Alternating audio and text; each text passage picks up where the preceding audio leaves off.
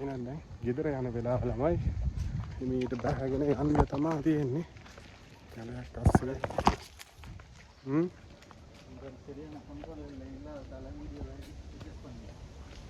බලන්න කොච්චර නිදහස් තැනක්ද කියලා මේ වගේ තැන්.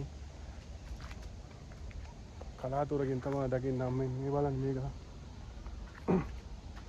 බලන්න මාර ලස්සනක් එක. ඒක ලස්සනට හැදිලා එක පැත්තක් කරේක අනිත් පැත්ත මේවා හැදිලා තියෙන්නේ ගල් උඩම තමයි. මේ ගස් හැදිලා තියෙන්නේ ගල් උඩම තමයි. මුල් තමයි දුවලා පස් වලට සම්බන්ධ වෙලා තියෙන්නේ. ගහ සම්පූර්ණයෙන්ම තියෙන්නේ මේ ගල් පතුරු උඩම තමයි. ඒ වගේ. මොනවද තමයි තියෙන්නේ මේ හරිය. ලස්සනයි ගොඩක්. ගමේ කට්ටියම කී දෙනෙක් නම් ඇවිල්ලා බලලා ඇතිද දන්නේ නැහැ. අනිවාර්යෙන් බලපු නැති කෙනෙක් ඉන්නවනේ. මේ වගේ තැනකට ඇවිල්ලා බලලා හවසට